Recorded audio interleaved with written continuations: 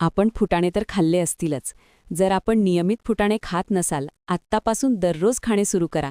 याचे आरोग्यासाठी खूप फायदे सांगितले गेले आहेत. फुटाणी योग्यरित्या खाल्ल्याने मर्दानी शक्ती वाढते.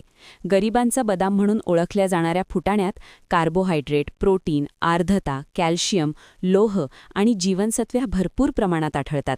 भाजलेले चणे फायदे जाणून घेतल्यानंतर हे देखील जाणून घेणे गरजेचे आहे की एका निरोगी व्यक्तीने दररोज किती ग्राम फुटाणे खावे. तर निरोगी व्यक्तीने दररोज 50 ग्राम फुटाणे खावे. हे आरोग्यासाठी अनेक प्रकारे फायदेशीर आहे. नपुंसकता दूर करण्यासाठी उपाय.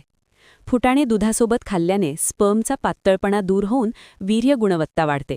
फुटाणे पाण्यामध्ये भिजवून नंतर फुटाणे बाजूला काढून त्या पाण्यात मध मिसळून पिल्यास कमजोरी आणि नपुंसकतेची समस्या नाहीशी होते. फुटाणे मधासोबत खाल्ल्याने देखील नपुंसकता दूर होते. तसेच चिनी मातीच्या भांड्यात रात्री फुटाणे भिजवून सकाळी चावून खाल्ल्याने वीर्यवृद्धी होते. 10 ग्राम भिजवलेले फुटाणे आणि 10 ग्राम साखर मिसळून या मिश्रणाचे 40 दिवस सेवन केल्याने पुरुषांमधील कमजोरी दूर होते.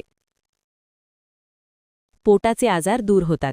फुटाण्यामध्ये त्रिफळा चूर्ण मिसळून थोडा वेळ भिजवून ठेवल्यानंतर एका कपड्यात बांधून अंकुरित करून सकाळी नाश्त्यामध्ये खाल्ल्यास पोटाचे आजार दूर होतात.